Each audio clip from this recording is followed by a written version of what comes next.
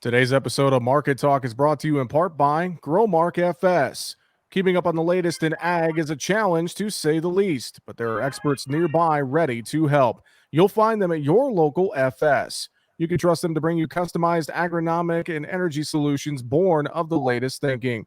That's because FS specialists receive continuous training that keeps them current on the latest trends, practices, and technologies. So you get local expertise that's both exceptional and up to date. Visit fssystem.com to learn how FS is bringing you what's next. And good afternoon. Welcome into Market Talk here on this Friday, June 17th. Great to have you with us once again. I am your host, Jesse Allen. Thanks for joining us here today. Find us online, markettalkag.com. That's our home on the web. Well, joining us here today to recap the market action as we head into a 3-day holiday weekend, we say good afternoon to DuWayne Bosse of Bolt Marketing there in South Dakota and Northeast South Dakota. DuWayne, appreciate the time. Thanks for joining us, sir. How are you? Yeah, I'm doing well. Thanks for having me, Jesse. Well, let's dive into this market trade here today. You know, this is the first time we have a federal holiday in the middle of June. Juneteenth is Monday, so no markets. And it kind of sets us up for an interesting scenario, I think, because, you know, not only are we watching inflation and we're watching the energy markets, et cetera, but we've kind of gotten ourselves into that typical weather market time frame. So you throw that in with a 3-day holiday weekend coming up, and it just makes for some interesting trade today. As we look at things, I know wheat was under heavy pressure. We'll talk about that in a minute. Quarter beans kind of slipped late. What's your general sense of just how grains traded here on this Friday? Yeah, I really like how you summed up that, we've got a new holiday this year with the Juneteenth, and it is right in the middle of what I would call the weather market season, right? And when you look at the way we've got it this week, hot, dry forecast, can't kill a crop in June. So it's not like the July 4th holiday, where you get the one day off and markets are big movers. Did we get the rain? Did we not get the rain? Does the forecast change? It's maybe not as intense as July 4th, but to me, this is going to be a big holiday moving forward when we are right in the middle of a weather market season. Come Monday night when the market opens again Tuesday morning, it's all going to be about the weather forecast. So yeah, the market drifting lower here today, I think felt like just some profit taking. I don't want to be long going into the long holiday weekend, maybe following the crude oil market, which is down sharply today. Yeah, just a little bit of, I know me. I sat here for half the morning and just didn't want to make a new trade because I didn't want a new position going into the weekend. So a lot of profit taking into a holiday weekend, I think. Well, I was, for the most part, on the corn market. I think start there. I was impressed with how corn held up today, despite some of those outside pressures. I know we slipped lower at the close. I mean, we were down 3-4 cents for the most part. But still, I was impressed with how corn held up today. What's your sense of this corn market right now, DuWayne? I think it's nervous. I think we know the stocks are fairly tight either way. Even with the trendline yield and a little increase in acres, it's still fairly tight. And not to mention the Russia-Ukraine situation, right? Which going forward, we don't know how much corn is going to be exported out of there. So I feel like it's really watching the weather very closely right now. You've had the funds in the recent weeks have been selling off actually a little bit. And I thought that would continue all the way through June. Just take some profits, non-threatening weather, but the weather started to become threatening. And that started last week. And it really felt like about the middle part of this week, the funds were maybe done liquidating long positions. They still have a lot of longs on, but it's just like they thought, no, now it's the time of year we start building them back up again. So I look for the funds to continue to be buyers. And you're right. I think they were buying this morning, holding that market up when crude oil is down $7 or $8 and corn is still up by even a penny or two. That's very impressive on the week. But yeah, we slid in the close a little bit, but I see in the corn market a market that's ready to go higher if we have a hot bullish forecast next week. And I was going to say, I think that's something that I'm curiously watching as well is, a lot of folks have been talking about this corn market. If we have the right scenario, it could take off to the upside. And I've even been hearing from a few farmers, and I know you have the farmer perspective as well. Some folks may be holding some old crop corn still as their gambling bushels, just waiting to see. And also to that effect, waiting to see on some of their marketing for this new crop, this 22, because A, they want a better idea of what their yield's going to be, and B, they're wondering if this corn market's going to move to the upside more. Yeah, there's definitely some strong holders of the old crop corn, and I think they're done selling new crop until, like you said, they see exactly what they've got going. When you're going to get temperatures in the upper 90s and hundreds, and guys just won't sell until they get another rain, probably. But as far as that old crop grows, you mentioned you watch like the cash basis market is just white hot right now, and that's because the ethanol plants are still making very good money, and they'll pay whatever to get it. Well, the problem is the farmer has to be a willing seller. And I think the guys who have those gambling stocks left are really strong holders. They don't need the cash. They sold the rest of the corn and soybeans for a decent price. Some are getting the ERP payments. They don't need the cash. So, we may have 1.2 million billion bushels left of corn for an ending stock, but if the farmers aren't willing to sell it, then really it's almost like we're running out of corn. We have to be careful here, though. There's rumors out that our administration is maybe talking about banning exports of crude oil, gas, and diesel fuel. And that's why the crude oil market crashed today.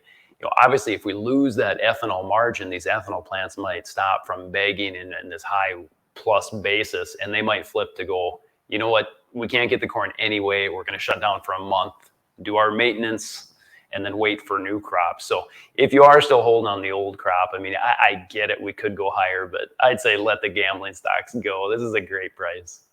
That is a great point to think about. Let's talk soybeans real quick. Bean meal held up strong, but again, bean oil pressured lower with the crash in crude oil market today. I think that maybe weighed on soybeans as well at the close. What's your thoughts on that soy complex overall? Hey, mixed, I'd say. The soybean oil complex kind of makes me nervous and kind of a negative chart pattern there. And why that makes me nervous is it was the veg oil and the wheat market that really started this entire rally here we're on. And it seems like those two markets are the ones that have turned the most and the furthest from their highs. Palm oil market off their high as well too. It's not that we've fixed the tight supply situation, but it seems like the rest of the world has kind of adjusted to it.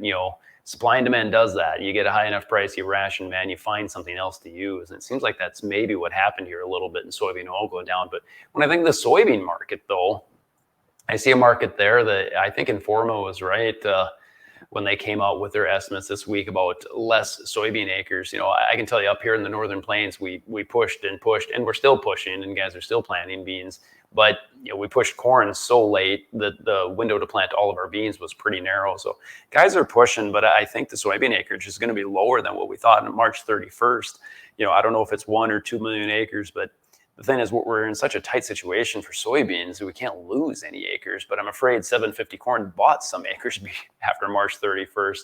And then you look at the export demand. We're still exporting old crop soybeans. So I think USDA is going to have to adjust that in coming reports the next few months. So they're probably going to decrease the old crop stocks, which all it does is decrease the incoming stocks, and it makes this year's crop even tighter. So the soybean market, we got to be careful because that really follows money flow. If the stock market crashes, there's a good chance the soybean market goes down as well. But man, overall, the fundamentals I think are going to be really bullish here this summer.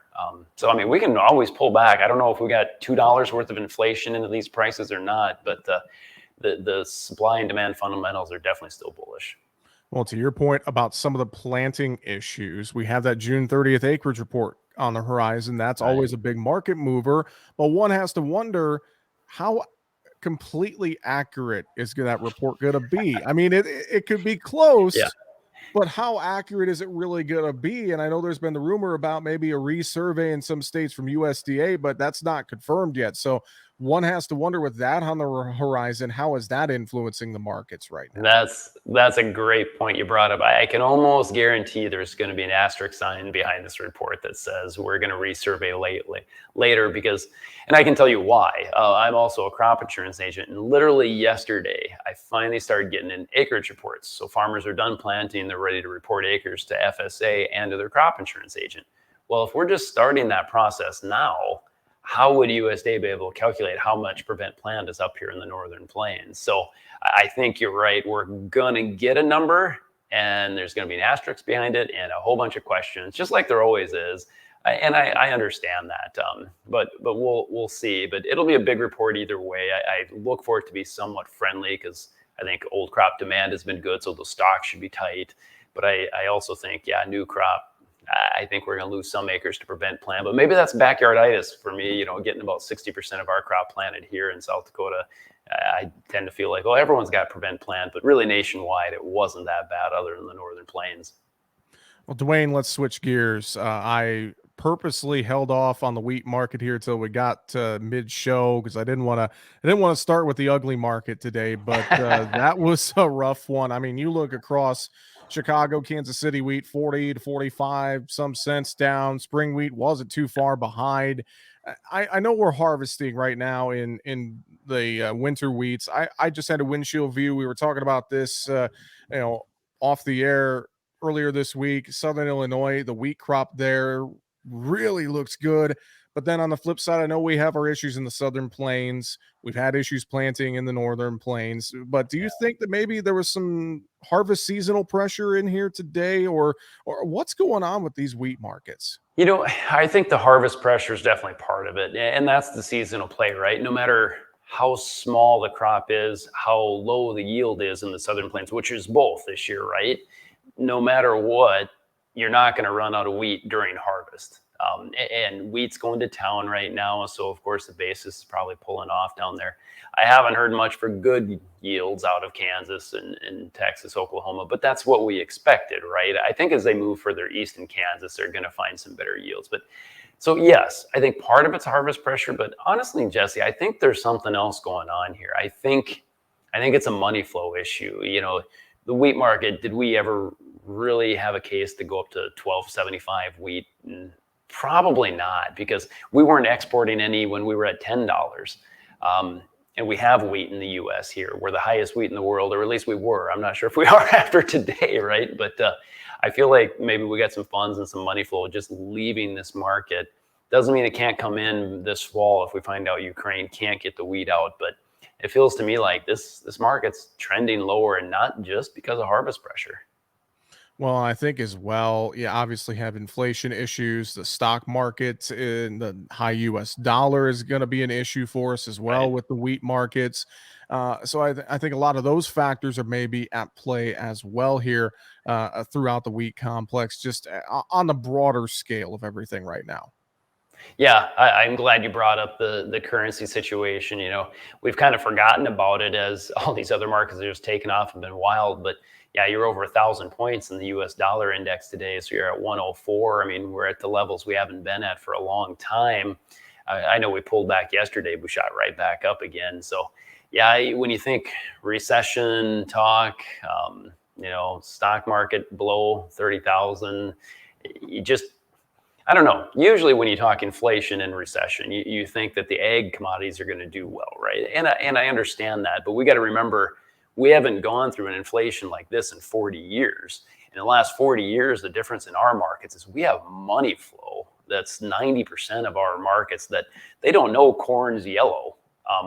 So if they have to pull that money out as far as a margin call in, say, the crude oil market, or by lifting stocks, they want to stay in their stocks, so they have to lift out of their commodities longs. It doesn't mean they're not bullish wheat, but maybe they just need the money out of there. So, and that's what I'm getting at.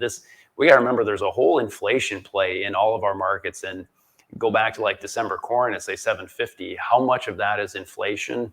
When you look at the ending stock around, new crop, if it's 1.4 billion, I don't know, that doesn't scream 750 corn. So maybe we got $1 of inflation in it. So I don't know.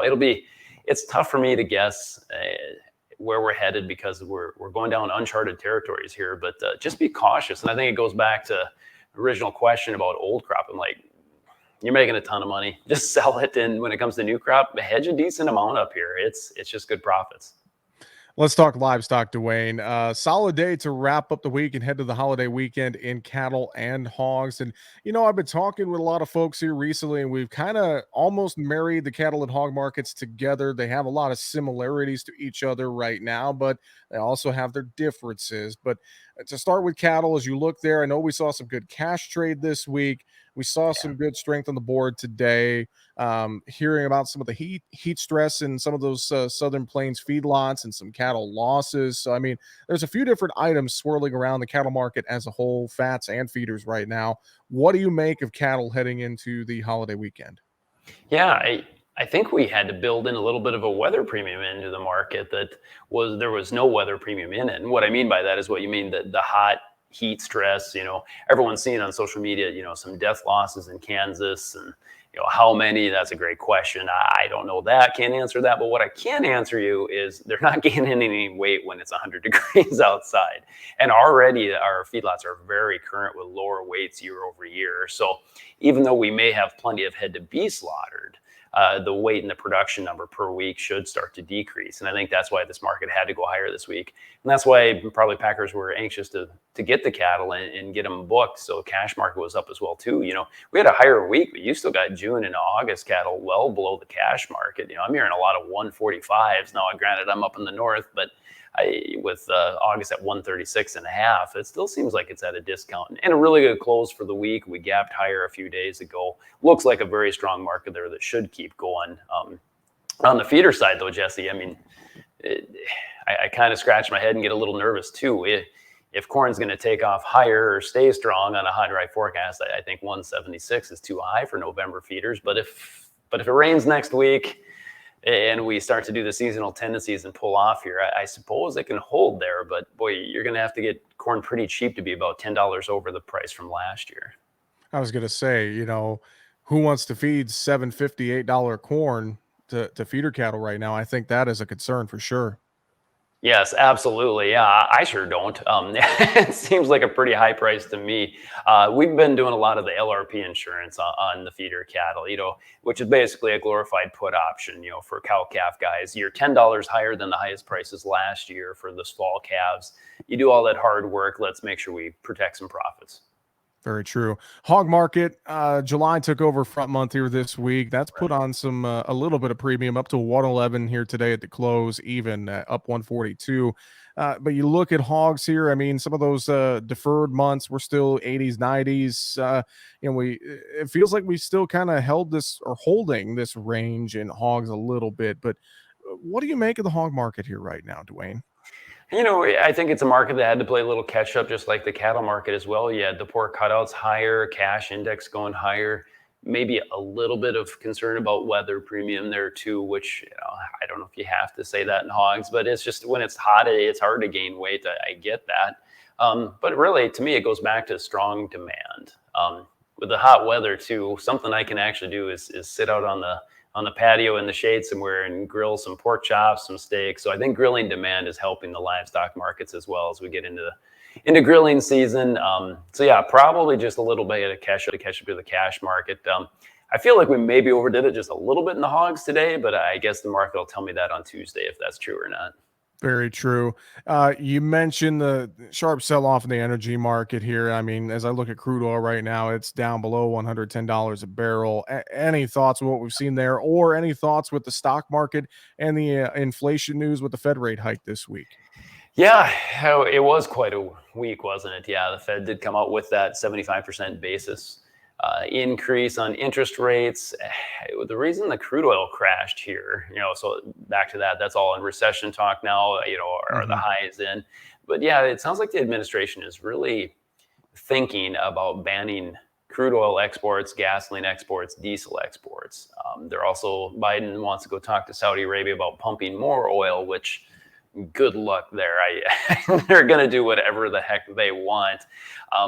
It makes me a little bit nervous to start banning exports, to be honest, Jesse, because there's a few brokers we were talking today about. So if we ban those exports because prices are too high, how long until, let's have a ban on soybean exports or something? I'm not predicting that's going to happen here today, but it does just make me nervous and makes you think, I really don't know if I like government stepping into supply and demand situations, because the supply and demand will work itself out. Just let the market run. But I mean, honestly, gas gets high enough priced, even I'll stop driving around and find a bike or something again, learn how to ride it, I guess. Yeah, that's why crude oil is down hard today. We did find support right at the 50-day moving average, but we'll find out Tuesday more about these rumors or not. But obviously, the administration, the government wants to do something to lower fuel prices, and I'm glad they are. Really, you lower, there's all this talk lately that food prices are too high. Well, food prices are high because fuel prices are high. It's all about transportation. So honestly, if you get diesel and gas prices lower, the whole economy will do better. Well, DuWayne, we appreciate the time as always, sir. And I know if folks have questions, they need a little advice with their marketing, they can reach out to you and the team there at Bolt Marketing very easily, can't they? Absolutely. They can call us here anytime, 605-448-2365. And they can also check us out online at boltmarketingllc.com. Well, with that, DuWayne Bosse with Bolt Marketing, always appreciate it, sir. Thanks for joining us. Have a great weekend, and we'll talk to you again soon. Sounds good. Thanks, Jesse. And that is DuWayne Bosse of Bolt Marketing. That's going to do it for the show here on this Friday, June 17th. Find us online, markettalkag.com. I'm Jesse Allen. Have a great afternoon.